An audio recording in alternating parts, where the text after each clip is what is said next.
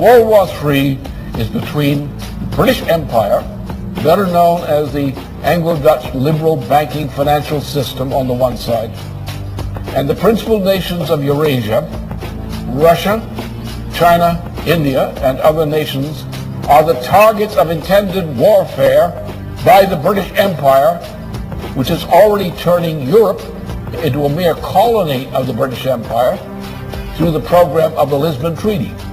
If the Lisbon Treaty were adopted, and it's being pushed for adoption now, there would not be a single nation on the continent of Europe, west of Belarus and Russia, which had any sovereignty whatsoever. The British Empire would control the entirety of that region of Europe, from Portugal to the borders of Belarus and Russia, as a puppet of the Anglo-Dutch liberal financial interests. It is those interests represented in the United States for a long time have taken over control of the US dollar, control of the United States. Now they're moving in for the kill. The same cartel that put Mussolini into power in Italy, the same cartel that put Hitler into power in Germany. And we're now at the brink of something like a Hitler power taking over the United States. If they grab the United States, then they will grab all of Europe under the Lisbon Treaty. If they control the United States and the parts of Europe under the Lisbon Treaty, then you will have an actual fighting war emerging on this planet. You will have dictatorship. You will have mass starvation. The elimination of whole sections of the population of parts of the world through starvation. And that's part of the British program. It's the food war. That's the situation. We're not dealing with an election. We're dealing with whether there is in the United States, in the top layers of society, the moral fitness to survive. And so far the vote is in the leadership of the Democratic Party and the Republican Party, neither is morally fit to survive. They're as unmorally fit to survive as the people who backed Mussolini and backed Hitler back in the 1920s and the 1930s. And if we allow this to happen, we will get the same kind of treatment that the victims of Mussolini, Hitler, and so forth suffered. That's where we stand. We have to win this war against that evil empire.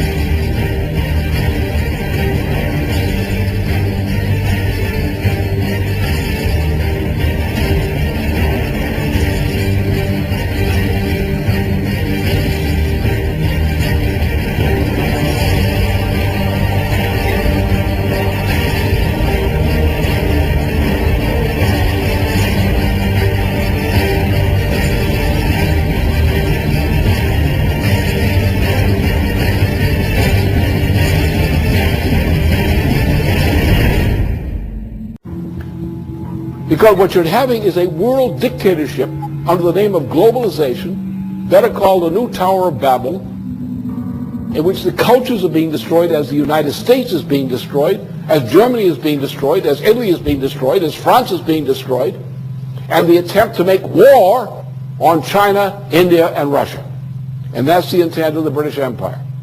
Nothing less than the destruction and breakup of China, the breakup of Russia, the breakup of India. That is the policy of the British Empire now. This is what the game is. And if this game is not stopped, I can tell you there'll be no planet.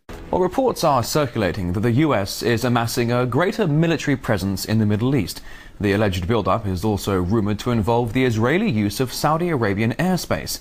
It's thought by some to be in preparation for an attack on Iran. Paula Sleer can now bring us the latest live from Tel Aviv. So, Paula, tell us who and what are behind these reports.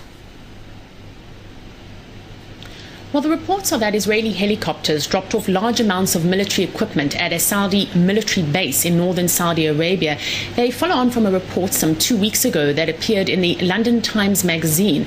And according to that report, Riyadh had given permission for Israeli warplanes to use a narrow strip of its airspace in the northern part of the country.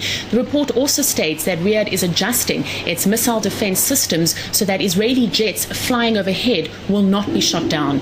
Both Jerusalem and Riyadh have denied the reports. Officially, the countries are enemy states, with Riyadh not even recognizing the state of Israel. But having said that, though, there are some who are suggesting there could be some truth in these reports because both countries fear a nuclear Iran and both countries despise the regime in Tehran. There are some also who are suggesting that the reports were leaked by Riyadh as a warning to Tehran that there were more options on the table aside from economic sanctions, while just as many people on the opposite end of the spectrum suggesting that the report could have been leaked by Iran as a warning to Saudi Arabia that it was watching it closely and was not happy with what it was seeing.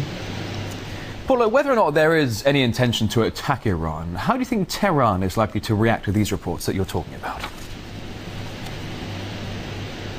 Well, there certainly is a buzz of increased military activity around Iran. Right now, the United States has its forces in 10 countries surrounding Tehran. So if the United States did want to attack Iran, it would be in the position to do so. There are American forces in Pakistan, in Afghanistan. We're now hearing from Iranian state television that American forces have amassed on the Azerbaijan-Iranian border. Now, Azerbaijan has confirmed this, but it says that the American forces are there as a peacekeeping mission to deal with armed rebels.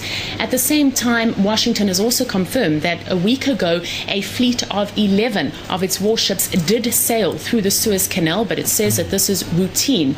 Tehran, in response, has threatened that in the future it could close the waterway. What people here are worried about is a closer alliance between Turkey and Iran that could shift the balance of power in the region, particularly in light of a possible nuclear Iran, with many Arab capitals expressing concern whether or not the latest round of sanctions against Iran will in fact amount to anything. So there is a lot of concern in the region about these developments, and that is why people here are posturing and putting forward the possibility of Israel's preparedness for some kind of strike against Iran. Interesting developments, Paula. We'll come to you for any further information on this developing story. Paula Slier, live from Tel Aviv. Thank you. We are conducting military operations inside Iran right now. The evidence is overwhelming from both the Iranians, Americans, and from congressional sources. What is military operations? Sure. Define that. Sure. They probably have had two objectives going back 18 months. The first was to gather intelligence. Where is the Iranian nuclear program?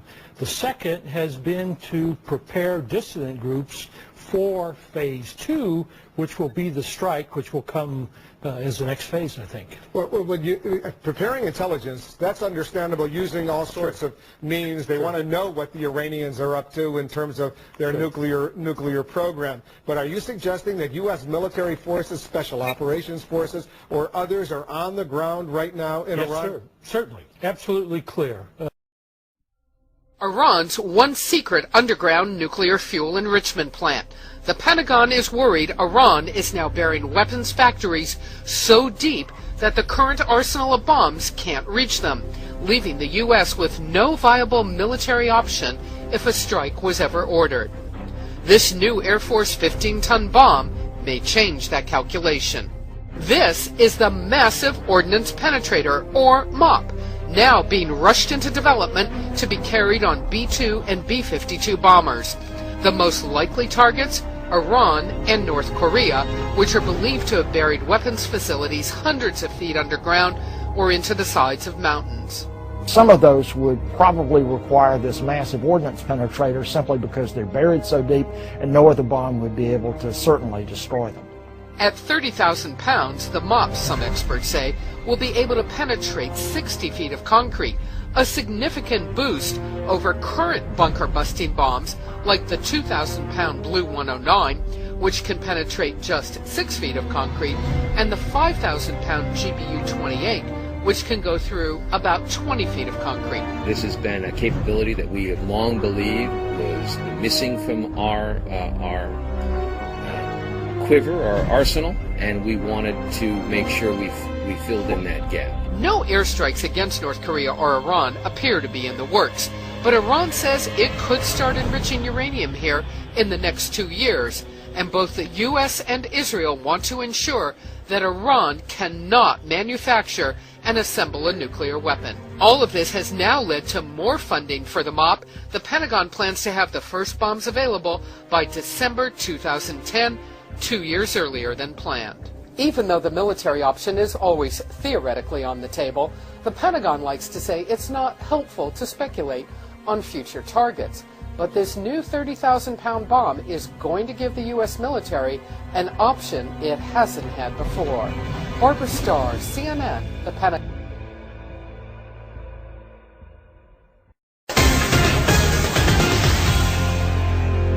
The Pentagon is fast-tracking the production of a bunker-busting bomb that packs a very big punch. It's called the Massive Ordnance Penetrator, and it's designed to hit targets buried deep below ground. Except for nuclear weapons, it is the most powerful bomb in the Pentagon's arsenal. So why the urgency in procuring this new weapon, and just what can this bomb do? Well, joining us right now is Dr. William Schneider, the former chairman of the Defense Science Board for the Pentagon. Thank you so much for joining us. Thank you, Patty. Great to be here. So rogue nations are known to hide their weapons in these deep underground areas that are very difficult for our military to penetrate. So how important would it be to add this MOP or bunker buster to our arsenal? It's very important, and it's been a gap in our capability. I served on a review panel about 10 years ago that looked into foreign ballistic missile developments, and we found that the North Koreans had constructed very deep tunnels and had been under construction for more than 13 years before we had found them. So we know that this practice of concealing clandestine activities in very deep and hard underground structures is very common. Yeah, and incidentally, just a short time ago, North Korea this morning launched 5 short-range missiles off of its east coast, and as we know, Iran is reported to have buried a uranium enrichment plant. Syria allegedly trying to build a nuclear reactor underground. And now we hear that Congress is speeding up the procurement process for this bunker buster. Do you believe that this is related to some of these or any of these individual developments? No, I don't believe it's related to any specific development, but recognizing that it's an important gap in our capability, there has been some urgency to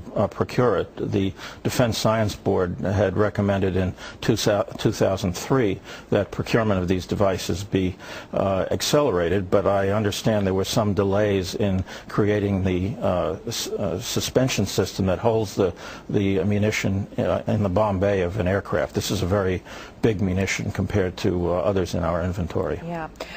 You believe that this kind of military weapon is effective not just because you can maybe destroy one of these facilities that is already buried underground, but that it would then be a deterrent because it's expensive and difficult for these folks to bury these things, and if we're just going to blow it up, it's a deterrent? Yes, that's certainly the first aspiration that leadership has, is to try and deter people from trying to conceal these activities in the first place, because they know we have the kinds of weapon systems that will hold these facilities at risk. How precise would this bunker buster be? Is there a danger of collateral damage? It's extraordinarily precise, and this is one of the interesting characteristics of this munition. There's been a number of technological advances in separate disciplines that have been brought together in this munition to make it especially effective. Advanced guidance has enabled the targets to be struck within a few meters of the few yards of the place where we know the target is. Advances in chemistry have produced advanced explosives that are much more powerful than TNT, for example, and advances in computer simulation and modeling have been enabled us to much better understand the effects on underground structures. So it's a sequence of incremental changes that have produced a revolutionary capability. Last question briefly. How quickly do you think this bunker buster would be ready for use under this accelerated program? Should be ready this year. All right. Thank you so much, Dr. William Schneider, for joining us.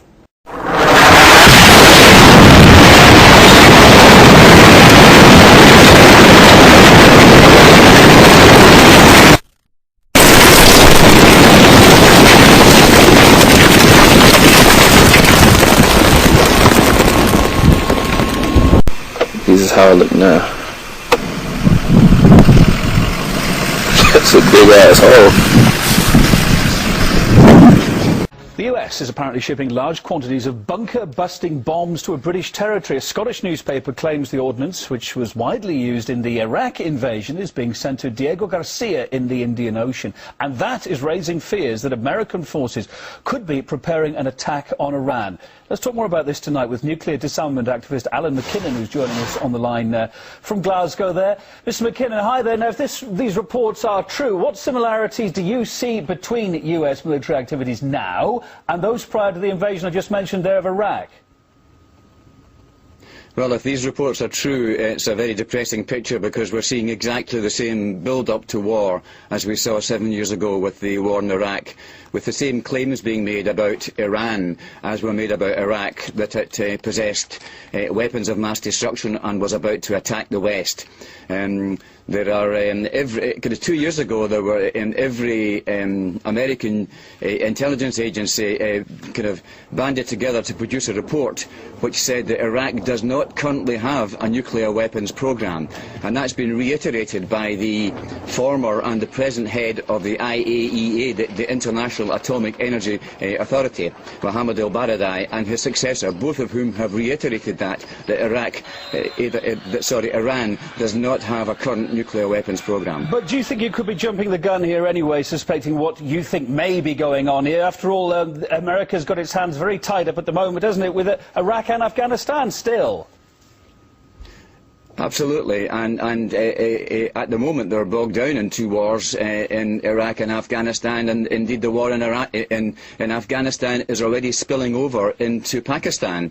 And remember that Pakistan is a nuclear-armed state, so that's creating a very difficult and dangerous and unstable situation. And of course there's a record of recurrent military intervention in Pakistan itself. So I think we're creating a very dangerous situation. And to add to that, to open up a new front, a new war in Iran is immensely dangerous. And but of course, the kind of possible reactions. But that's what I want to bounce back to you, sir. Maybe you jumping the gun here a little bit. Do you think this really is actually happening? Because as you say, as I've just said, America's got its hands very full at the moment, hasn't it? Why do you think this is happening imminently, as you are saying? Well, it was not me that...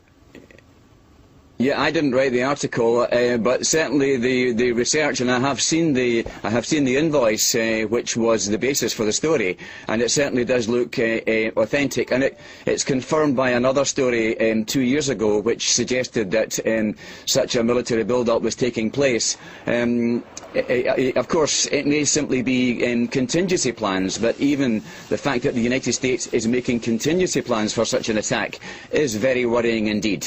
You're a proponent of banning nuclear weapons. What kind of action would you suggest taking if Tehran did develop an atomic bomb?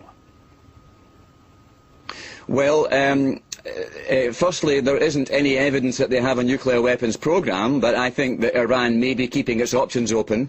But at the moment it's a non-nuclear armed state, but there are other nuclear armed states in the region, and if we were going to tackle the countries that pose the biggest threat in the region of the Middle East, then I would be concerned about the nuclear weapons that Israel possesses, up to 200 nuclear weapons, and I'd also be concerned about the nuclear weapons that Pakistan has between 50 and 100 nuclear weapons, and of course is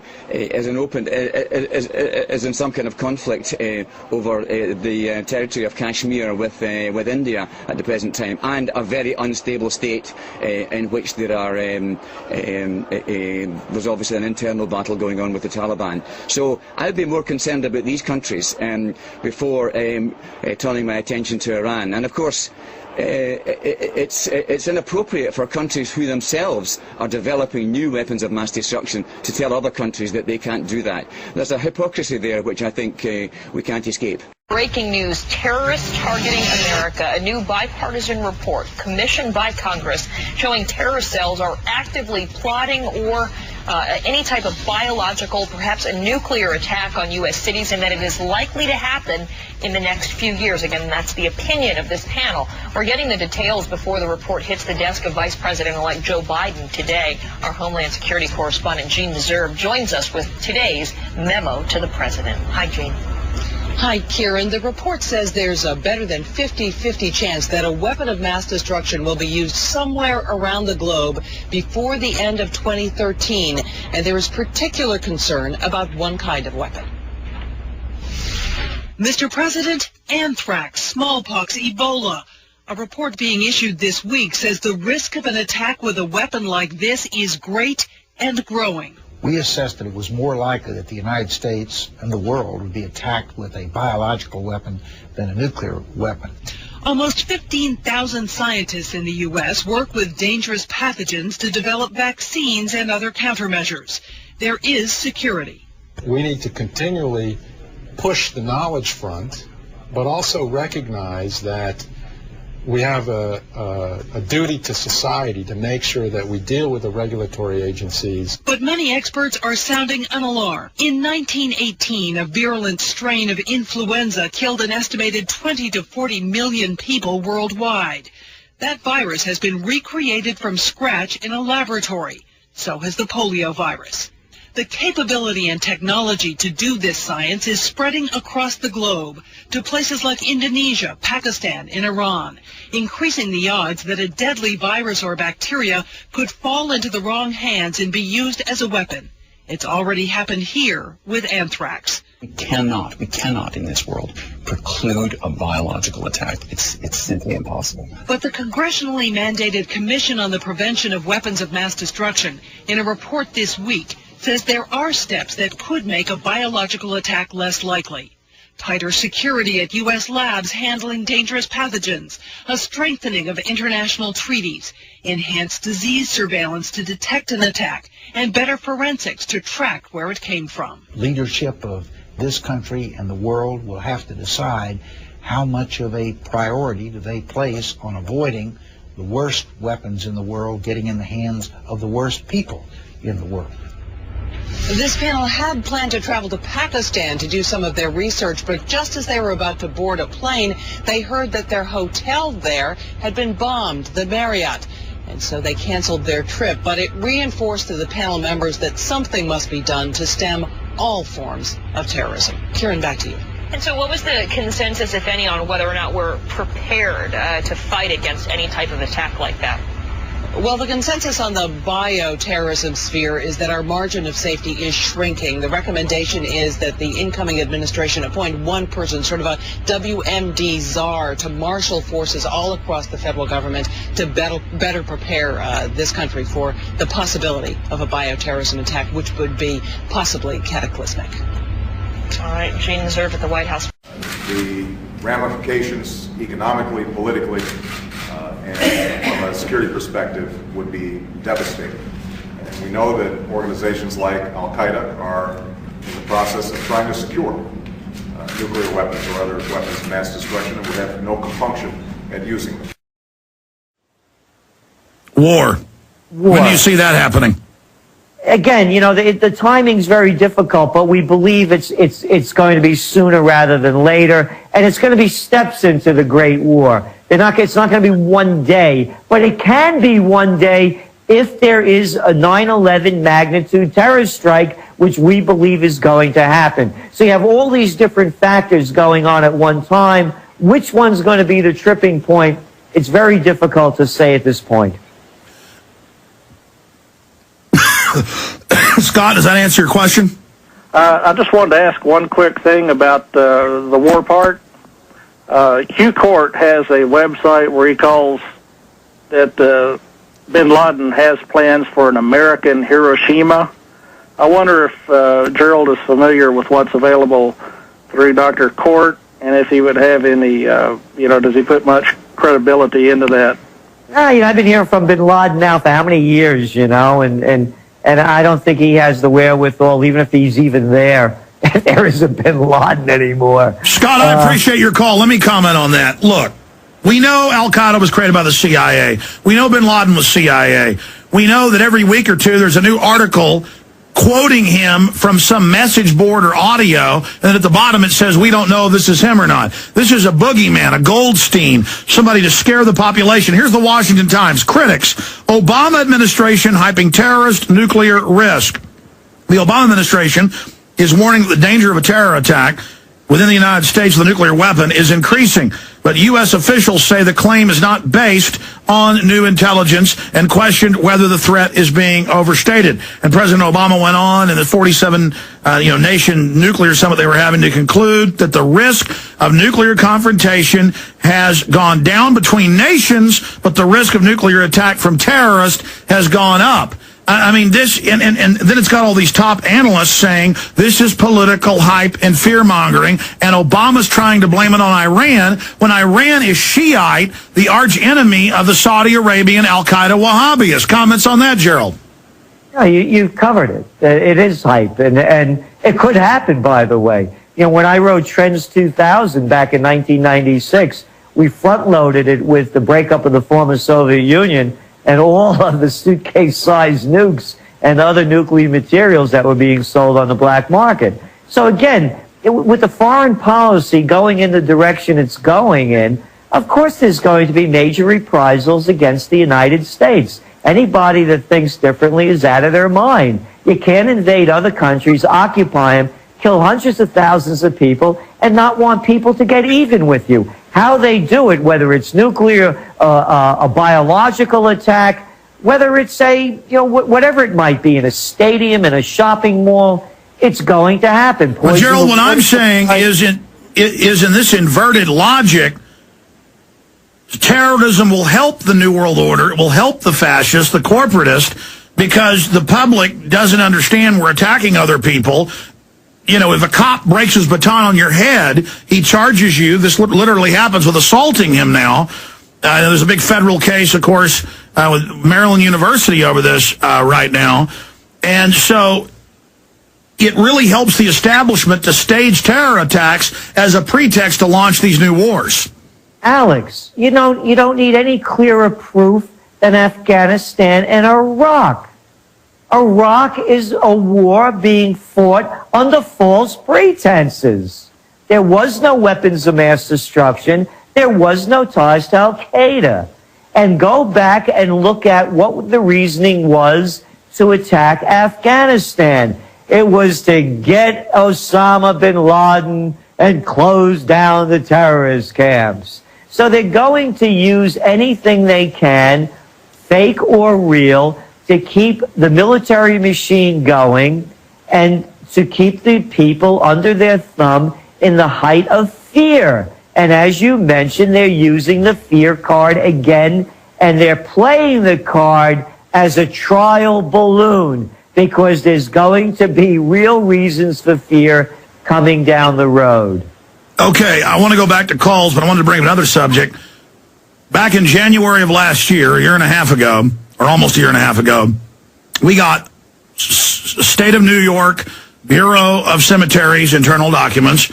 We had emergency managers on saying they're preparing in Indiana and Illinois for millions of dead, that the flu was coming, it was going to kill millions, and that the feds had to take over and have martial law. We got the documents. I warned the people. Then in April, out of the wrong season, wrong hemisphere, H1N1 pops up. I go on air and I say, I don't know if this is going to be real or not. Whether it's real flu or not, it's psychological terrorism. Just like if it's a real nuke attack or not, it's psychological terrorism. Then the head of the EU Health Commission, 47-member group, Wolfgang Woodrig, we had him on, documented that they paid off the scientists in our governments, had them lie to make tens of billions on sales. You talked about it being a fraud. I talked about it. Here it is, the Daily Mail. We blundered over swine flu, admit health chiefs. Global health chiefs have finally admitted that they may have overreacted to swine flu pandemic, landing governments with millions of unused vaccines. That's the whitewash. But there we are again, right about the fact that H1N1 was a hoax, but that it was genetically engineered. That's been confirmed. And that if you took the seasonal flu shot, that's what gave you the H1N1. They were putting it in the vaccines. That's in 5 new studies that they were actually... I mean, this is so diabolical. It's right out in the open, and nobody gets in trouble. Well, look what's going on with the pharmaceutical companies. They hire doctors and they pay the doctors to do the research, and then the doctors become spokespersons for the pharmaceutical industry, and they make up fake studies. I mean, how much more proof do you need? Hey, ladies, remember all of that estrogen they told you to take for how many years? And then the people that was saying that it was dangerous for you and it wasn't doing the things that they claimed it was doing, they would run them into the ground. So yeah, it's every level, and again, keep making the connections. It's the same thing. It's the pharmaceutical companies, it's big agriculture, it's big banks, and it's the Great War. It all adds up. It all goes into the same direction. World War II, World War I, and the war coming up. It's a war of profits. They'll kill anybody. They'll do anything. As I said before, they're nothing more than money junkies. Okay, Gerald Celente, I want to race through calls and questions now in the last 12, 14 minutes we have left here. The revolt of the states, that's a Twitter question. States moving to sue, states talking about secession, even Rick Perry talking about it, declaring 10th Amendment. Where do you see that going? Oh, definitely. We wrote about this years ago. Secessionism is a real movement. We can see the United States breaking up like the former Soviet Union. The Second Vermont Republic. Check that one out. They're real. This is for real. And these are really intelligent guys. Thomas Naylor. I mean, this guy's, Professor Emeritus from Duke University. There are a lot of intelligent people. We can see it breaking up. As the government grips more, the states break apart. Here's another question, Twitter question from Fedros. It says, the Australian economy seems to follow the U.S. closely. Should the U.S. economy implode, what chance have we here in Oz? They won't get hit as bad, but they'll get everybody. There will be very few countries that escape it. The best countries that we're looking at, and they're in this Trends Journal, is Australia, Canada, Norway, New Zealand. Those are about the top. And, of course, Switzerland, they're the money cockroaches of the world. They never go anywhere. But they won't get hit as bad as the United States because they're not as indebted as we are. What do you think about state bank initiatives where we have state banks that give the public free credit? I don't think you give free credit at all. But what we should go back to, we believe, is the Glass-Steagall Act. It worked before. It saved us after the Great Depression, so the criminals couldn't do what they're doing now. And by the way, the things that I do personally, I put all my money, most of our money, in the community bank, in the local bank. I know it's sound, and I also, of course, because we're an international business, we have to have international banks. But they can't loan for free. I mean, you just can't. It can't work like that. What do you see with the population and the relationship with police now? Because of all these tiny handheld cameras built into cell phones, iPads, you name it, iPhones, we're really seeing police walk up, beat innocent people half to death, throw legless men out of wheelchairs, going crazy and being encouraged to do it. And now the public's really getting to see this. Where do you see that going, and where do you see the attempt to clamp down on free speech on the internet going? They are clamping down on free speech. They're going to continue to clamp down. We just saw that federal court ruling that was in favor of a Comcast, where they can now charge different prices for different clients to give them different speeds. That may come about in the future. So net neutrality is really under attack. As far as the police are becoming like goon squads for the bankers. And it's just, that's what happens when a nation goes from first class to third world. They beat you into submission. And that's what's going on in the United States more and more. We should have bombed somebody in Iran, then we'd bring them to the table, just like President Nixon did to the Vietnamese. Well, a militia group linked to terror being backed by Iran and setting up camp on America's doorstep? Al-Qaeda in Iran. These people are out to kill us. People don't understand the danger that this country poses to the world. 10 kilotons in a refrigerator in a cargo container could kill 1 million people. It is too late to stop Iran's nuclear program. They're at war now. The attacks are connected to Al-Qaeda, but is Iran pushing the terror buttons? Al-Qaeda is base in Baghdad. American officials say Tehran is forging ties with al-Qaeda. There were connections and discussions between senior Iraqi leaders and senior al-Qaeda members. Iran is playing together with al-Qaeda.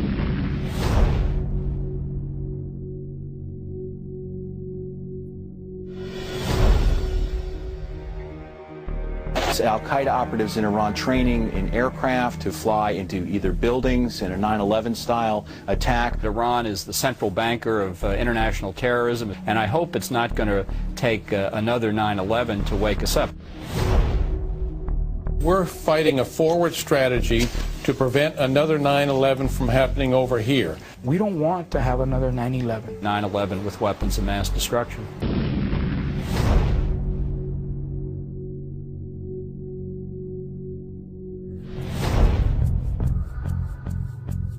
Iran continued to defy the UN by refusing to answer questions about its nuclear program. Saddam Hussein has no intention of cooperating with the United Nations. Iranians are moving forward with their nuclear program quicker than expected. Saddam's illegal weapons program is going strong right under the inspectors' noses. Iran is actively involved in killing U.S. soldiers and civilians. You have the proof. It's fairly unequivocal here. Irrefutable evidence that Saddam continues to hide weapons of mass destruction. We ultimately are headed towards a military confrontation. We have the world's greatest military, and we'll use it. We've got to use our force, and to me that would include taking military action. War now seems all but inevitable. The very real possibility of war. With 2 carrier strike groups in the Gulf, we're sending clear messages to friends and adversaries alike.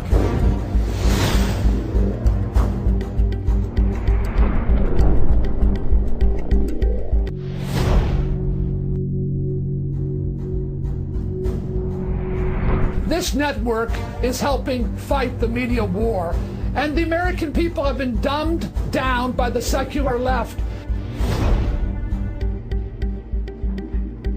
My station was intimidated by the administration and its foot soldiers at Fox News.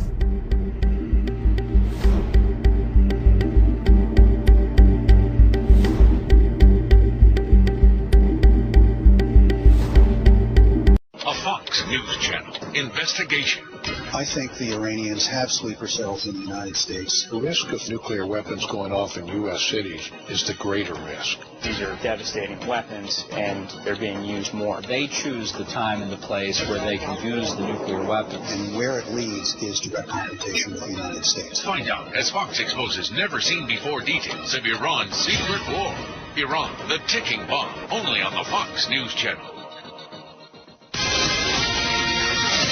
A military strike against Iran is not in play at the moment, but with the rogue nation's refusal to halt its nuclear pursuits, it is certainly not off the table. But what form would a military strike against Iran take? Now, we spoke with our military advisors, and this is the scenario that they say would take place. Mission, Iran showdown. The objective, destroy and disable Iran's top nuclear facilities, impact its ability to process and enrich uranium, delay its ability to manufacture and deploy nuclear weapons, all while crippling the ruling regime. Industrial targets, the reactor and enrichment facility at Natanz, the Esfahan Nuclear Technology Center, the heavy water production plant at Iraq, Tehran Nuclear Research Center, the Bushehr reactors, smaller research and development centers, IED manufacturing sites, key communication facilities, regime targets, headquarters of the Islamic Revolutionary Guard Corps, key scientists and engineers leading the nuclear weapons program, the ruling mullahs and high-ranking officials.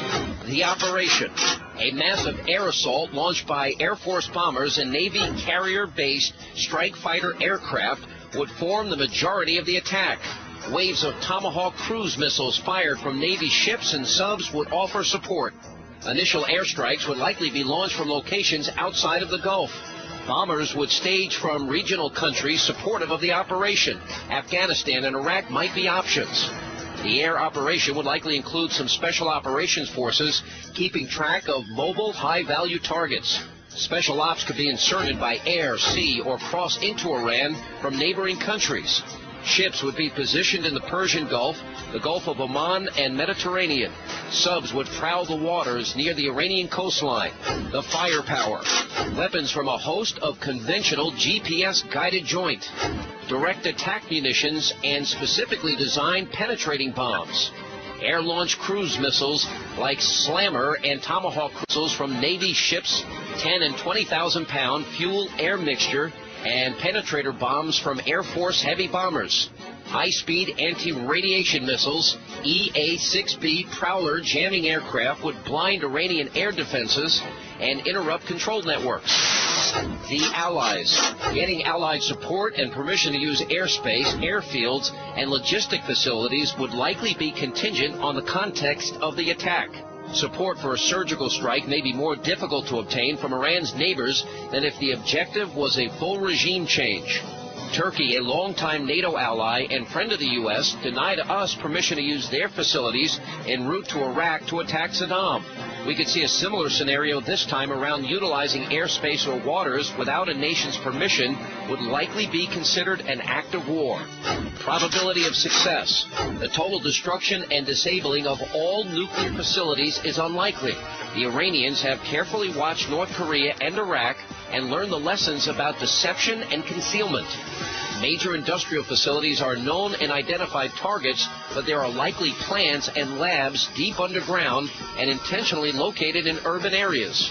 Oh, you got it.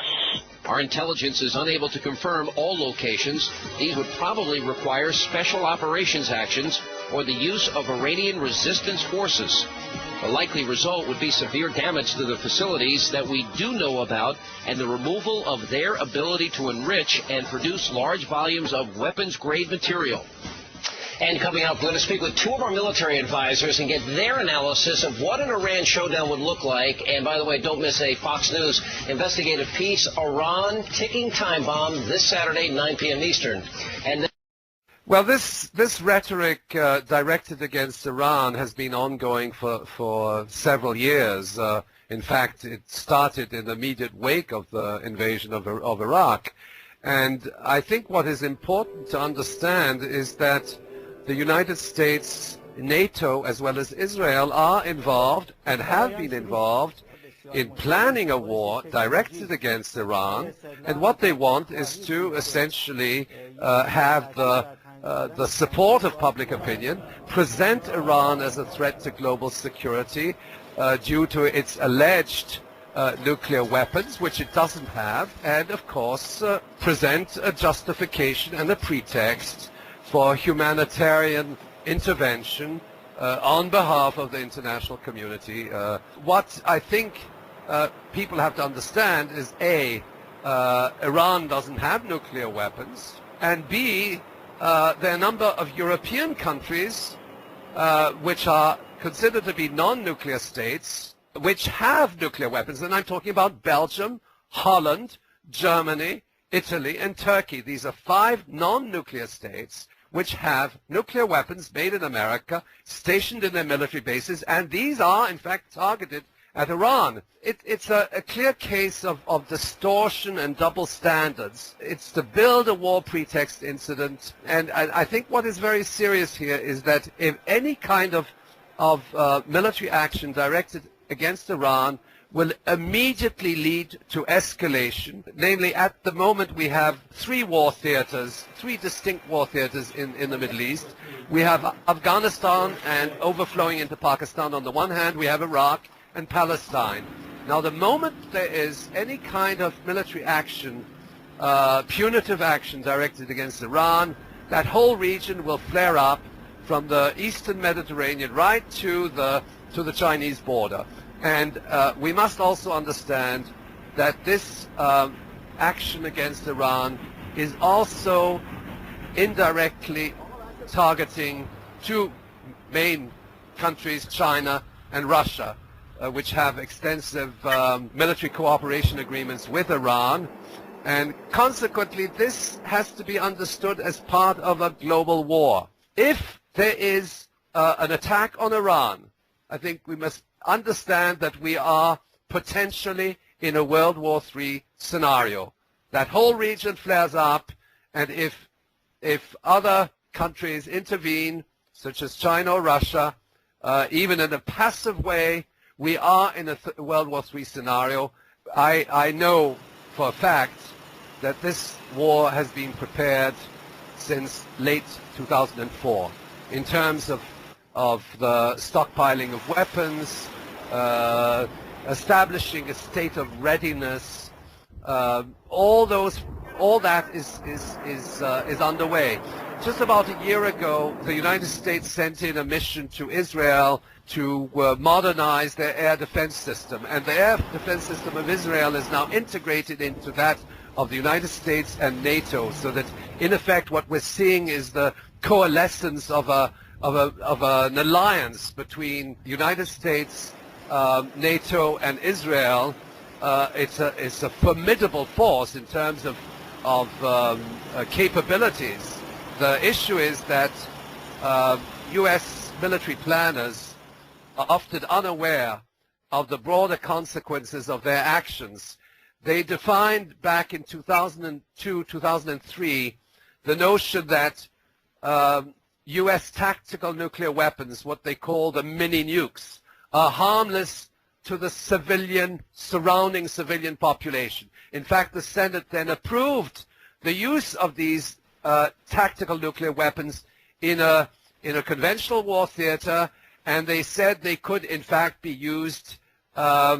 They could be used on a preemptive basis against Iran and even against other countries. So that what the nuclear doctrine is telling us is that we can actually use these nuclear weapons as humanitarian bombs, because civilians won't be affected. The only thing we're going to do is to go after the bunkers it's a bunker buster technology. And so that it's an extremely dangerous crossroads in which we are today.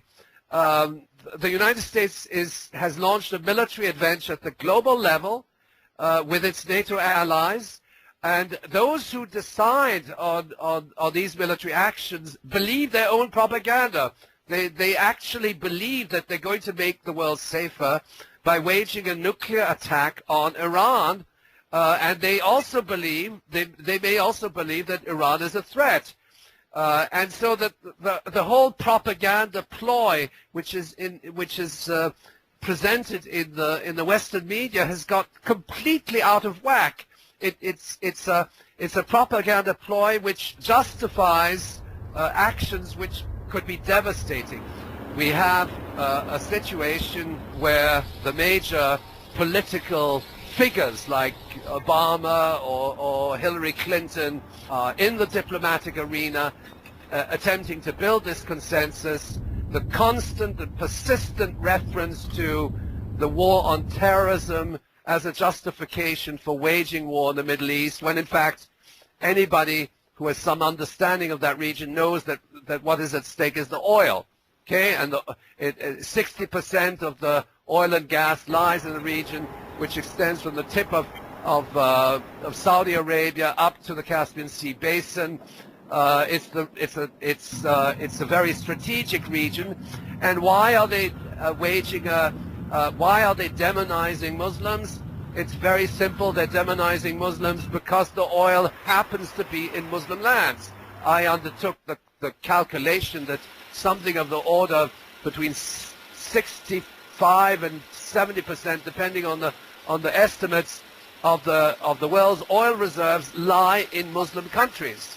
So that is why we demonize. That's why they demonize the Muslims, present them as enemies of the Western world, and ultimately, if those lands had been inhabited by Buddhists, they would have demonized the Buddhists. So that we're in a situation where we have a war of conquests. It's the conquest of oil and gas reserves. The United States of America has less than 2% of the global oil and gas reserves. That region, strategic region, has something of the order of 60%. And Iran has approximately 10% of global oil reserves, 5 times those of the United States of America. And it's very clearly indicated in national security documents that the objective of these wars ultimately, that's not something they'll say in public, but the objective is ultimately to gain strategic control over oil and gas reserves, and also to exclude any kind of competing powers in the region, which include China and Russia, which of course are countries which have important interests in the region. They're also involved in the oil industry in a very pervasive way, and the idea is not only to make sure that we control that region, but also that we exclude any kind of possibility that countries in that region could trade or have international cooperation agreements with countries like China or Russia.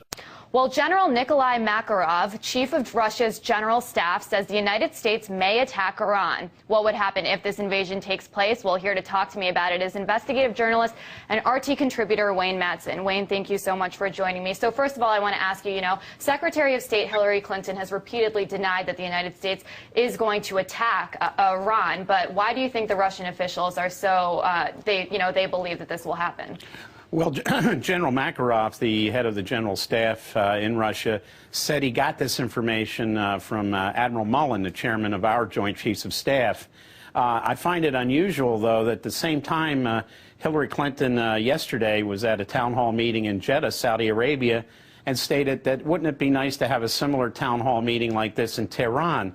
At the same time, we've got this information coming out about Admiral Mullen talking about a U.S. attack on Iran. We have Mrs. Clinton talking about Iran as a military dictatorship. If they were serious, Mrs. Clinton, for example, could reestablish U.S. diplomatic relations with Iran, open the U.S. embassy in Tehran, open an Iranian embassy here in Washington, and move to freeze unfreeze the Iranian assets at the International Arbitration Court in The Hague that have been frozen since the time of the seize of the U.S. embassy by Iranian students in Tehran. These are positive steps she could make, but the rhetoric, I think, is just showing that the U.S. does not appear to be a serious negotiating partner for Iran. So is there any actual evidence that the United States is preparing to strike Iran?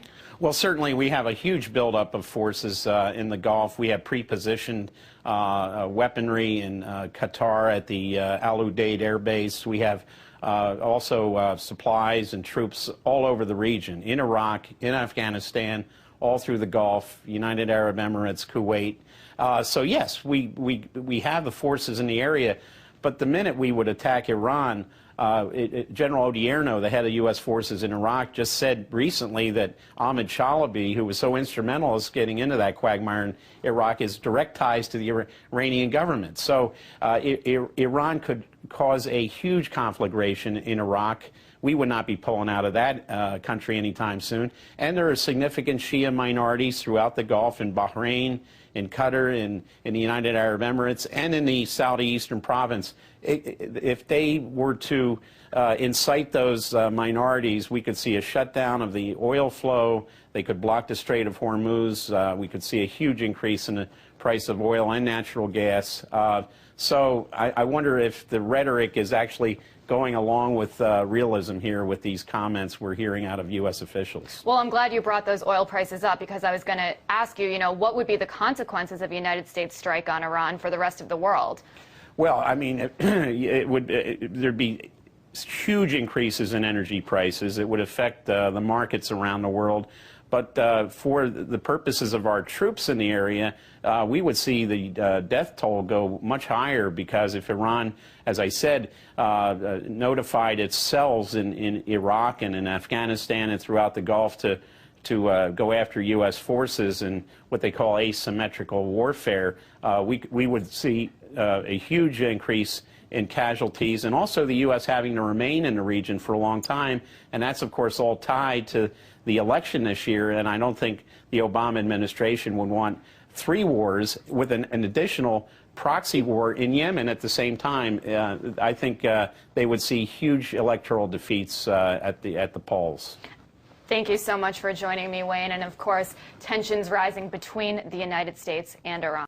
The Republicans in the U.S. House of Representatives who have introduced a resolution voicing support for a possible Israeli military strike against Iran House Resolution 1553 declares full support for Israel to use all means to eliminate the supposed, quote, nuclear threat posed by Iran, including military force. The House Republicans also promised to provide Tel Aviv with critical economic and military assistance, including missile capabilities. Israeli Premier Benjamin Netanyahu called for more weapons during his recent visit to Washington. The U.S. already providing billions of dollars of arms, that should be, to Israel every year, describes Tel Aviv's military edge in the region as being in America's interest. For what purposes, gentleman from Texas? It's unanimous consent that I take my 5 minutes at this time. Without objection, the gentleman is recognized for 5 minutes. I thank you, Mr. Speaker. Today, the motion to instruct on the comprehensive Iranian sanction bill was passed overwhelmingly. 400 to 11. 11 individuals said that this was not a good idea. I was one of those 11. I'd like to explain why I think the sanction bills against the Iranians is very, very dangerous and not well thought out. Sanctions are very serious. Sanctions are literally an act of war. When you prevent certain goods and services going into a country, it's like a blockade. There's no advantage to us to do this. The sanction bill literally says that any country that trades or sends oil into Iran, we will no longer trade with them.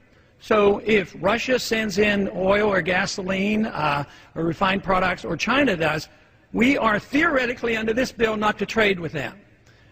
Can you think of anything more chaotic than having a trade war with China at this particular time? So often well-intentioned foreign policy procedures backfire, they have unintended consequences, and there's too often blowback. Today, unbelievably, we are engaged in so many places in the world, and we can't afford it. Our foreign policy costs us $1 trillion a year to operate. We're in 135 countries. We have over 700 bases throughout the world. We are engaged in military confrontation in Iraq, Afghanistan, and Pakistan. We're bombing in Yemen, and as well as having surrogates fighting in Somalia. We're flat out broke. The policy is driving our enemies into the hands of the Chinese, and here we are looking for another war. It makes no sense whatsoever. The conversation today was nothing more than war propaganda on why we have to get ready to bomb the Iranians. There is no proof, according to our CIA, that they're actually working on a nuclear weapon. Now, I'm sure they would like to. Why not? Everybody around them have it, so it would be logical that if they're surrounded and threatened and intimidated with all their people around them, why wouldn't they want one? Well, of course they do. But others have it. They have never been found in violation of the Non-Proliferation Treaty. Never. And yet, Pakistan, India, and Israel, they don't even belong. And they're our friends, and we give them money. Pakistan, they get support from us. They have nuclear weapons, and they have been known to send nuclear technology to North Korea. So the whole process makes so little sense. The language today was used that, well, we have to go in because of the weapons of mass destruction. They're going to have missiles, and they're going to attack us. It's identical to the propaganda promoting in 2002 in 2001, before we attacked Iraq. So the same process is occurring, trying to generate all this excitement about the need to use hostilities. Now, a lot of individuals vote for sanctions that are basically anti-war, and they don't like the military option, and they think this is an alternative. I think that is deeply flawed thinking, because sanctions lead to hostilities. And if you commit to the sanctions, you're really committing to the next step. The sanctions of the 1990s and the year 2000, the sanctions on Iraq, eventually led to the hostilities and the war and the invasion. So what did that invasion of Iraq do? Did we find any al-Qaeda there? No. We found out that Saddam Hussein wouldn't allow the al-Qaeda there. No weapons of mass destruction. We've turned the country upside down, hundreds of thousands of people injured and killed. We have suffered devastating problems from this. And what has happened? We've turned the government of Iraq over to the Shiites, who are allies with the Iranians. So that whole policy has actually backfired. So now what we're doing to the Iranians is driving them into the pockets of the Chinese. The Chinese are pretty good capitalists these days. They work hard, they produce, they sell us certain goods and services, we pay them, they save their money, and they're starting to invest. So they're investing around the world in natural resources. And what are we doing?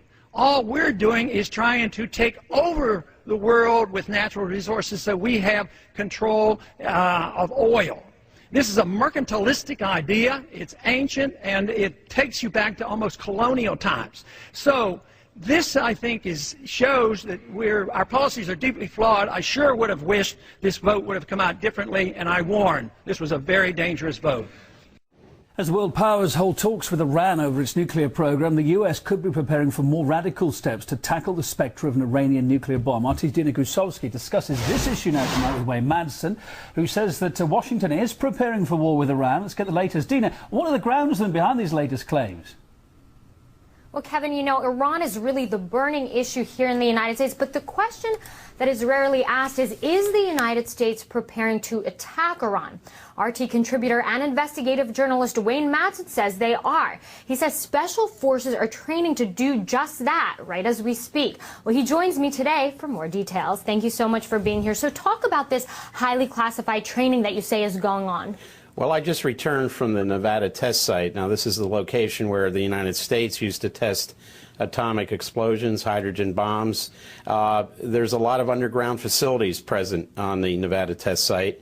And one of the things I learned was that a special U.S. Forces team has been at the Nevada test site training against these U.S. underground facilities that were part of our nuclear program, and are training against these facilities for a potential attack on Iranian underground nuclear facilities. Now, you say that within this test site, they're testing some kind of bombs underneath a tunnel system. So how does no one else really know about this then? Well, this is still highly classified. I picked this up actually from being on the site. How did you even get there? I was part of actually a tour group that went in of former intelligence officers. Possibly some of this wasn't supposed to leak out, but it did. The other thing that's being used on the Nevada test site, a Predator drone is being used that's outfitted with special sensors that can detect enriched uranium, plutonium, and tritium, byproducts of nuclear weapons development. So we know that this is going on. At the same time, the special forces are doing mock attacks against these underground facilities. So although there's a lot of negotiations taking place between the United States and Iran through the UN Security Council plus Germany group of negotiating nations, it seems quite clear that the contingencies are being set for a potential U.S. attack on Iran, on Iranian nuclear facilities. Now, who's footing the bill for all this? Because you make an interesting connection between who's paying for it and what's going on there. Right. Talk about that a little bit. Well, obviously this is laundered through a host of different agencies. The Nevada test site belongs to the Department of Energy. There are contractors involved in running that facility. There's an awful lot of tenant activities at this Nevada test site. In this case, it's the U.S. Special Operations Command conducting this particular training. So the money weaves in and out of various agencies to try to limit somebody from picking up the trail. You also said that some of the vehicles and some of the weapons used by the U.S. Air Force are undergoing some kind of remodeling. Talk about that a little bit more. Well, both the Predator Predator, which right now can carry 2 Hellfire air-to-surface missiles. Once they leave the rail of that aircraft, they go at supersonic speeds. They are being re-engineered to carry up to 4 Hellfire missiles. And the Predator, that's the Predator. The Reaper, which is a much larger remotely piloted vehicle, can carry right now as many weapons as a U.S. Air Force F-16, and there's plans obviously to try to get bunker busters, at least some form of a bunker buster, on board these aircraft as well. So there's a lot of work going on with these remotely piloted vehicles, and they may be very key in any U.S. military attack on Iran. But I mean, what's the time frame here? If the United States isn't satisfied with the way that the talks are going, can we expect them to attack right away? I mean, what do you think? Well, it's hard to say. I mean, we've got all sorts of windows. Some of them have to do with weather conditions. Winter's coming in Iran. That may pose some issues.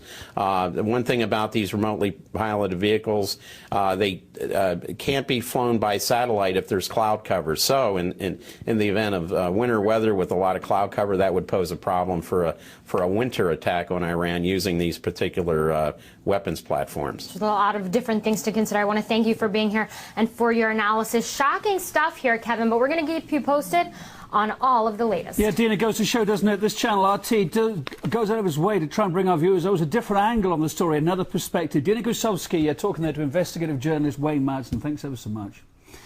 Today, a group of experienced former FBI and CIA officials have sent a memo to President Obama warning that Israel may bomb Iran as early as this month. Joining me to help discuss this is one of the men behind the memo, former CIA analyst Ray McGovern. So, Ray, first of all, tell me a little bit more of why you guys are making that prediction. Why specifically do you think something will happen this month? Well, there are a host of reasons. They're mostly circumstantial.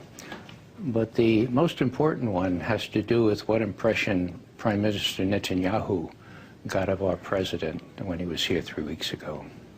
Our president didn't dare to mention any of the contentious issues between our two countries, like our objection to the illegal settlements in the West Bank, or the killing of a U.S. citizen on board of the Mavi Marmara. And instead it was very much a kind of a love fest with our president pretty much fawning all over Netanyahu. Now, Netanyahu is a pretty clever guy, and when he got home to Tel Aviv, I'm sure he told his colleagues that, you know, these Americans are just like we always thought of them. They're easily moved, as he said 9 years ago in a surreptitiously videoed conversation. They're easily moved. 80% of the Americans support us. This is bizarre. Those were his words. So that's the key factor. If he thinks that Obama would not have the courage to oppose a military strike on Iran, then you look around for the time to do it. Well, one of the things here is the fact that Congress has sent people to Tel Aviv and has introduced legislation approving explicitly a military attack on Iran, okay, for Israel. Senator Lindsey Graham said, you Israelis should know that we've got your back. Well, that's all Netanyahu needs. And talk a little bit more specifically about motivation here. What would Israel gain by attacking Iran? Mm-hmm.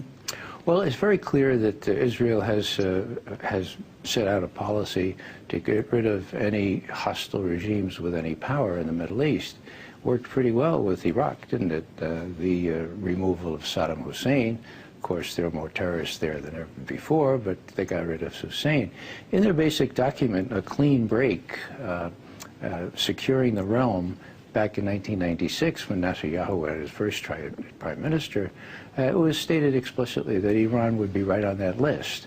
Now, if they can get rid of Ahmadinejad and the mullahs, then that would be creating what they consider to be a super safe region there. And so it amounts to that. And most people get confused by the diversionary argument that Israel is fearing an existential threat from Iranian nuclear bombs. Well, Iran doesn't have any nuclear bombs, and if it got one or two, Israel has 200, 300. So that stretches the imagination. What they want is regime change. Right. That's their motivation. It's not fear of... Yeah, I found that to be an interesting point in the memo as well. And one thing you guys also talked about is the U.S. involvement in a potential conflict. And, you know, you guys are saying that the United States would have to help out with weaponry and troops, and it would ultimately lead to the destruction of Israel. Why do you think that would be the ultimate outcome of all of this? Well, because Iran isn't Iraq. Iran has incredible military capabilities, and it has appreciable terrorist capabilities. So if Israel was to strike Iran, I think everyone in this town would agree that Iran would strike back if it was a material strike, a major strike. And then Israel couldn't finish the job. Then they would come to Netanyahu. Maybe it would be that 4 o'clock in the morning call to Barack Obama, Mr. President, we're in a little bit deeper than we thought. We're only able to destroy half of what Iran has. Please help us. We're going to make a public appeal for you to help us tomorrow. Why are you so convinced that the United States would get involved, though? You know, back in 1956, the United States managed to kind of stay out of it and, you know, didn't back Israel. Why is this time different, in your opinion? That's a good point. In '56, we had President Eisenhower as president. He had a lot of guts, and he faced down the Israelis and the British and the French in a very, very uncommon way. That hasn't been done since. And no one expects Barack Obama to do that the way he has been adopting this supine posture toward Israel. And so obviously you guys sent this memo to President Obama. How are you hoping he responds? Do you think he's actually going to read it? He's a busy guy. Well, he's got, he's got the stagecoaches surrounding him. He's got a kind of a Praetorian guard. And that was very much the way it was with President Bush. We couldn't get a hearing, nor would Joe Biden, who was head of the Senate Foreign Relations Committee at the time, let us testify before Iraq. So we're hoping that this will get out so much out in the public, and we're depending on the media to do this, so that people will say, well, what's going on here? You know, is Iran a threat to the United States? And the answer to that is what Hillary Clinton said. No. Then who's it a threat to? Well, the threat to Israel? Well, compare the arsenals in each country, and you can't come away. So what does Israel want? It wants regime change. There's one other factor I should mention, and that is that there was a national intelligence estimate in November of 2007, which said, and I'll read it to you, we judge with high confidence that in the fall of 2003, Iran halted its nuclear weapons program. 2003. That's not what Bush and Cheney was saying. Right. So that's 2007, the estimate, and it's being updated. Okay? Right. Now, my contacts tell me that the update will say, good news, still no movement on that. And Netanyahu would very much like to preempt that. So there's some incentive for him to move before he's told once again, doesn't see anything happening on the nuclear weapons side. Well, it was definitely a fascinating memo to read, and of course we'll continue to follow this and see if President Obama does in fact respond to what you guys have written. That was former CIA analyst Ray McGovern. Thanks so much. Thank you. A group of former CIA and military officials have written to President Obama to say they believe Israel is preparing to attack Iran this month. The experts describe how Israel's ready for a sudden strike and make it politically impossible for Obama to do anything other than offer full U.S. military support. But Michael Jostadowski from the Canadian Centre for Research on Globalization thinks that in reality Israel would need Washington's backing first. Signatories of this memo are very serious and people, and of course this message should be taken very seriously. It is technically, from a military standpoint, impossible for Israel to actually launch a war on Iran without the green light from the United States. We have to understand that this is not strictly an Israeli military project. The United States, since the mid-90s, in fact, has indicated Iran as a possible target. And the war plans, which have been ongoing since 2004, in fact, in the wake of the bombing and invasion of Iraq, have been joint programs, US, NATO, and Israel. So that, in fact, these war plans are already ongoing. It may be convenient for Washington to let Israel unleash the attack. And in fact, Dick Cheney back in 2004 intimated that Israel might do the work for us, so to speak. Iran has 10% of the global oil and gas reserves, 5 times those of the United States. It has tremendous wealth, and ultimately war in that region is the battle for oil and natural gas. The threat of a war is real. The implications are far-reaching. If that war were launched within the next few months, the whole region would flare up from the eastern Mediterranean right through to the Chinese border. Eyewitness reports suggest around a dozen US warships and aircraft carriers, as well as one Israeli warship, have passed through the Suez Canal, supposedly heading towards the Persian Gulf. If reports are true, the move might be in connection to the US self-inflicted embargo against Iran aimed at inspecting Iran-bound ships for suspected goods related to the country's nuclear program. Reportedly, the USS Harry Truman, along with 12 other accompanying ships, including at least one Israeli vessel, passed through the Suez Canal on Friday, as the Egyptian army made extra security measures for their safe passage. Although Egypt's opposition party reportedly warned President Mubarak not to let the American fleet pass through. Well, Moscow's warned Washington against striking Iran. Russia's chief of staff revealed on Wednesday the US could attack Iran after wrapping up its campaigns in Iraq and Afghanistan. He claimed his American counterpart had told him about the possibility. In an exclusive interview to RT's Spotlight program, General Nikolai Makarov outlined Moscow's concerns. Russia is not afraid of a possible U.S. attack on Iran. We're just trying to predict the consequences of such a move. This is an important issue for us, as Iran is located near our borders, and it worries us. Another issue is that Iranian society is highly politicized and spiritually strongly united, and the country has many supporters abroad. You mean throughout the Middle East? Yes, and such an attack on Iran could lead to explosive consequences throughout the region. That is our primary concern, explosive events in Iran and in nearby countries. If I understand correctly what you said at Wednesday's news conference, Moscow is trying to warn the US against such a move? That's correct. We've been warning against attack on Iran. Earlier, we warned of possible problems in Afghanistan, but no one listened to us. We hope that they will now listen and understand all the possible consequences of an attack. Russia is reviewing its policy on the use of nuclear weapons, but will reserve the right for a preemptive strike if its security is under threat. That's according to Nikolai Patrushev, the Secretary of the Russian Security Council. In an interview with a Russian newspaper, he said that the new document outlining the rules is aimed at preventing potential aggression against Russia and its allies. According to Patrushev, the new doctrine is based on the analysis of future threats to Russia, which include NATO expansion and America's nuclear capabilities. And he also listed nuclear proliferation, the production of weapons of mass destruction, and international terrorism as major factors destabilizing global security. And for more on this policy review, we can speak to Alexander Pikhaev from the Moscow-based Institute of World Economy and International Relations, who joins us now live from RT's newsroom. Mr. Pikhaev, a very warm welcome to the program. So, what does the Russian military doctrine currently say about the use of nuclear arms? Will the new one be a major shift in policy?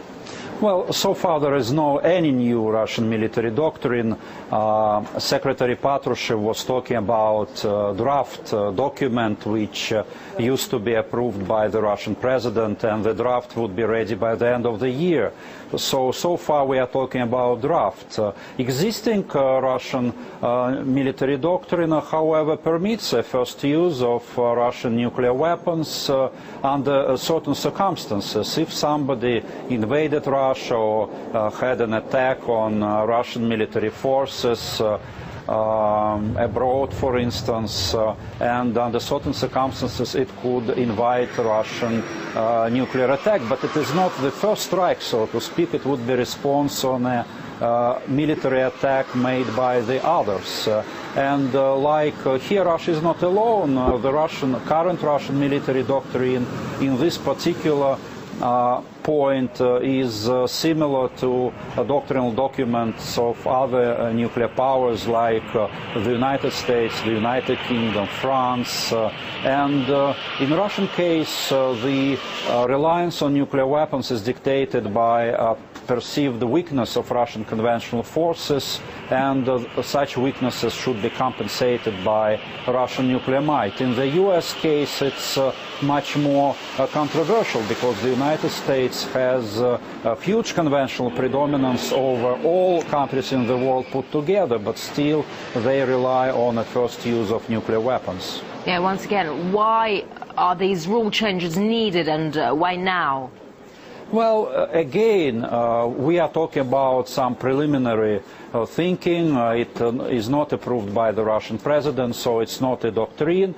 But probably as a result of last year war with Georgia, Russian generals realized that Russian conventional might is even weaker than they expected, and therefore they are now talking that nuclear weapons could be used in regional conflicts, in even local conflicts. Recent doctrine permits that, but it didn't state that explicitly, and for the first time Secretary Patrushev stated that the Russian nuclear forces could be used even in local conflict, which might reflect a peculiar reality that Russian conventional forces is not enough to have a guaranteed victory even in a local conflict, and this is very sad. I would also say that probably the time for such explicit statement is not right, because next year we will have a Nuclear Non-Proliferation Treaty Review Conference, and non-nuclear states ask nuclear states to reduce the role of nuclear weapons in their doctrines, but now such statements give an impression, which is not true.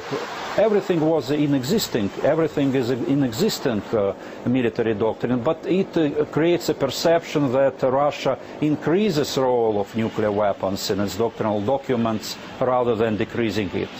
Yeah, that's quite interesting because, once again, Nikolai Patrushev said that NATO expansion and America's nuclear capabilities remain potential threats to Russia's security. Well, does that mean the recent improvement in Moscow's relations with the US and NATO haven't affected Russia's military plans? Well, the military base their forces calculations not on political intentions but on military capabilities, and Russia remains the strongest military machine in the world.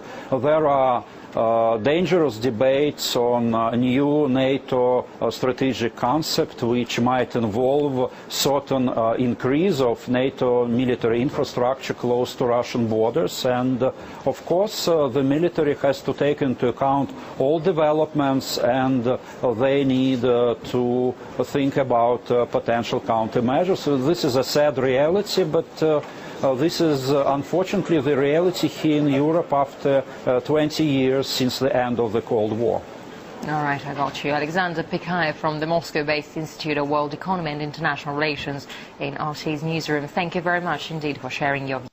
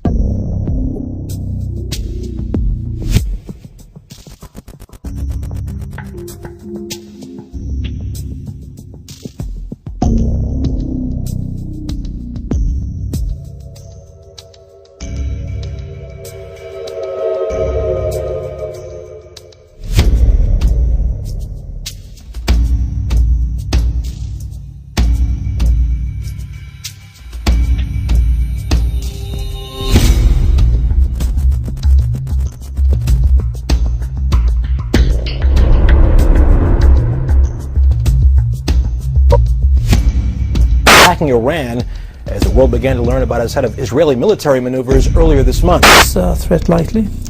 And as our Prime Minister just recently said, the planes to reach Iran would have to refuel at least 3 times going there and... Many hope will understand that when you get into this business, you get on a lot of people's target. Israeli warplanes have conducted what U.S. intelligence analysts say the exercise took place on June 2nd over the eastern Mediterranean. There's no mystery about the message that sends, says former Air Force Secretary. Missiles which Iran is buying from Russia and could have in operation. In 1981, destroyed an Iraqi nuclear reactor.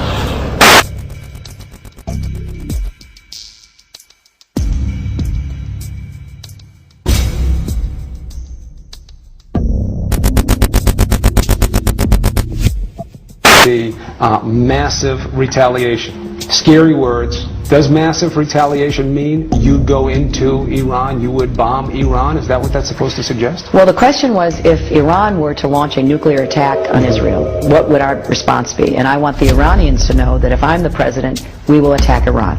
And I want them to understand that, because it does mean that they have to look very carefully at their society. Because whatever stage of development they might be in their nuclear weapons program in the next 10 years, during which they might foolishly consider launching an attack on Israel, we would be able to totally obliterate them. That's a terrible thing to say, but those people who run Iran need to understand that, because that perhaps will deter them from doing something that would be reckless, foolish, and tragic.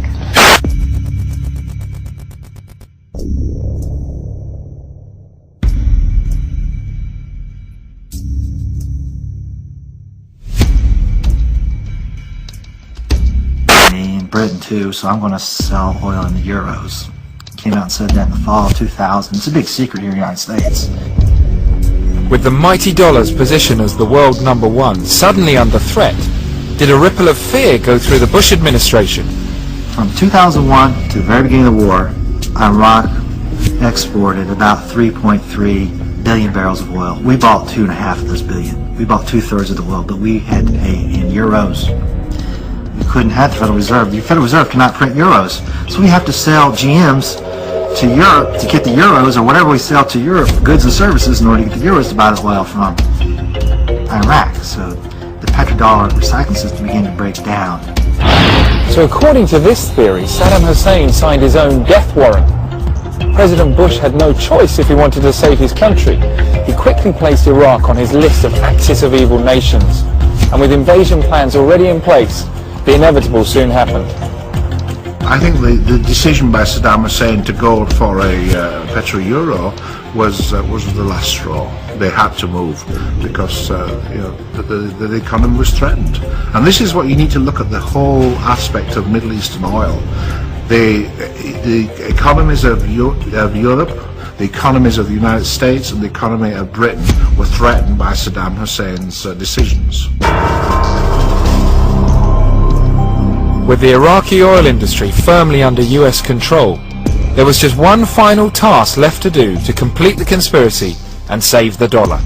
The other big secret is the first thing the Bush administration did when they took over Iraq in May of 2003 was immediately reconvert Iraq's oil transactions from the euro back to the dollar, even though from an economic perspective it was in Iraq's favor because the euro was worth about 17% more than the dollar. So he basically wiped out 17% of their entire profits by going back to the dollar. While all this was happening, the American public was given very little information about how important oil and the petrodollars were to the US. So was there also a media conspiracy? Absolutely. Was there a media conspiracy? Absolutely. But you have to understand how the media works in Washington. If you go against this administration, they pull your credentials tomorrow. There are some of the leading reporters have been told, you're asking the president too many hard questions. And they've been said, if you don't stop asking these hard questions, you will have your credentials pulled. If you get your credentials pulled, you don't go to press conference in the White House. The reporters know the rules. Even those who are sympathetic and who understand the truth and the reality also recognize that should they try to project the voice or allow the voice of those who have the position not of the loyal opposition to the empire, but those who really are exposing the empire, that they will be silenced themselves. Re-elected for a second term of office, George W. Bush seems intent on staying in Iraq and keeping control of the country's oil. The petrodollar appears to be safe, but one other country has dared challenge the US control of the black gold. After years of denouncing America as the spawn of Satan, Iran has announced that in 2006 it will set up its own oil trading exchange that could threaten the exchanges of London and New York. Worse news for Bush and his all-conquering dollar is that Iran intends to invite all of the world's oil producers to trade their oil in euros. The same scenario that happened in Iraq is beginning to repeat itself. I'm afraid it's deja vu. This is what we've done with Iraq. Guess what? They are up for a big surprise. Iran is unlike Iraq. Population-wise, Iran is more than double Iraq. As far as the terrain and the territory, it's a harsher country. You know, it's mountainous, resistance could be incredible. They were hoping that the invasion of Iraq would send a message to other countries that are contemplating going off the dollar standard. You know, that obviously hasn't worked out the way they intended it to. So it remains to be seen how far they're prepared to go in order to protect dollar hegemony. And the unthinkable is already starting to happen. Saudi Arabia, which has the world's largest oil reserves, is showing an interest in switching its oil trades into euros. If Saudi Arabia makes the switch to euros, all other oil-producing countries will follow suit. Is the US going to let this happen? Is America going to stand by and let countries switch to euros, so America then loses its place as the world's superpower and loses all the money it gets in petrodollars? And if not, how far is the US going to go to stay number one? We could look upon the invasion of Iraq as a good thing. On the other hand, we could look at the beginning of World War III. So there you have it. From WMDs to US dollars to securing global oil supplies, everyone seems to have a take on why we went to war. Now, according to the White House and Downing Street, the war is about freedom and democracy. But according to one explanation, an alternative theory, it was a huge conspiracy designed to secure nothing less than US global supremacy.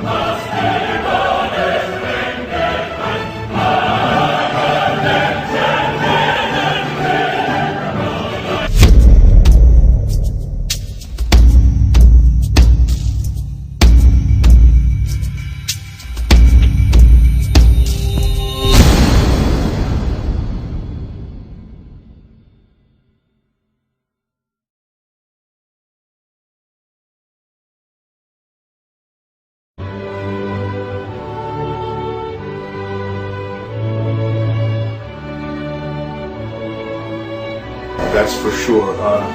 If you look at Iran, right, it's the northern coast of the Gulf, right, sometimes called the Persian Gulf or the Arabian Gulf, depending on who you're talking with, or just the Gulf, and especially the Straits of Hormuz, which has been a strategic point. It was the strategic point of the Portuguese colonial empire back in the 1500s. It's a real important choke point, right? Of course, here you know all about the narrow seas, right, the choke points.